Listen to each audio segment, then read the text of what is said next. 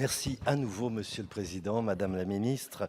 Alors, je ne sais pas si c'est l'expression d'une forme de fébrilité qui résulterait de l'annonce d'un grand projet de réforme de l'audiovisuel, ou si c'est l'effet des impérities de ses dirigeants, mais cela s'agite beaucoup et de manière assez désordonnée à France Télévisions depuis quelques semaines.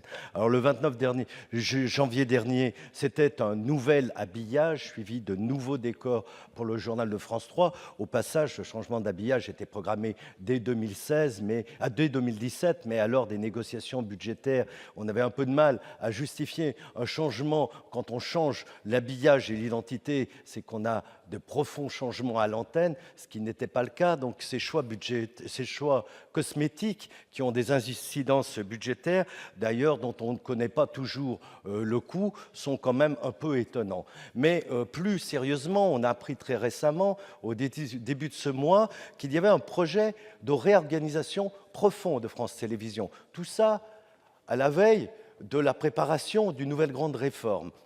Il a été décidé de changer de stratégie après un retour à la verticalisation, à l'organisation par chaîne, séparée, France 3 et France 2 et les autres chaînes. On en revient à l'idée de la création soudaine d'une organisation transverse, telle qu'elle avait d'ailleurs été envisagée au moment de l'entreprise unique, sous la présidence de Carolis.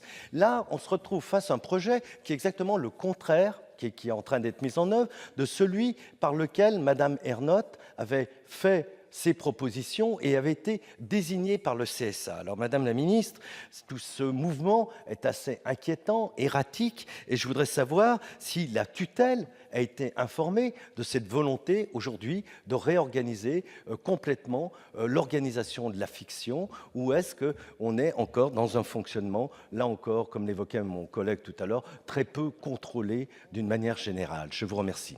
Merci, cher collègue. Madame la Ministre. Monsieur le sénateur, vous êtes au courant de l'indépendance totale des médias et de l'audiovisuel public. Donc, pour ce qui concerne l'accompagnement de la transformation, eh bien sûr, nous travaillons ensemble, et je vous le répète, j'ai déjà, au risque de lasser, on a mis en place une méthode inédite où on réunit non seulement les dirigeants de ces sociétés audiovisuelles, mais on rassemble le travail d'une centaine de personnes dans leurs équipes, et il y a des gens qui sont attelés à la chose et qui réfléchissent.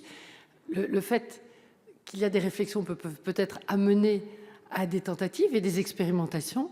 En tout cas, ce qui est clair, et nous serons tous d'accord là-dessus, c'est de la nécessité, à partir des missions, bien sûr, informer, divertir,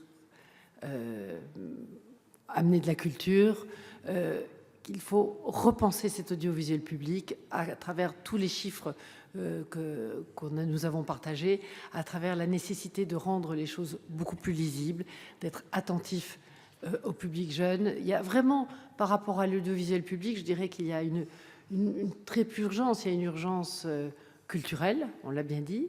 Il y a une urgence sociale, toucher les jeunes, tout en se préoccupant aussi des Français éloignés, parce que c'est vrai qu'on parle beaucoup du numérique, mais il ne faut pas oublier que 30% des téléspectateurs sont encore sur des territoires éloignés, n'ont pas forcément accès ou ne peuvent pas payer la box. Tous ces problèmes doivent être pris en compte quand on travaille là-dessus. Et donc tout ça fait qu'effectivement, peut-être que ça s'agite beaucoup, mais ça s'agite pour réfléchir et pour transformer.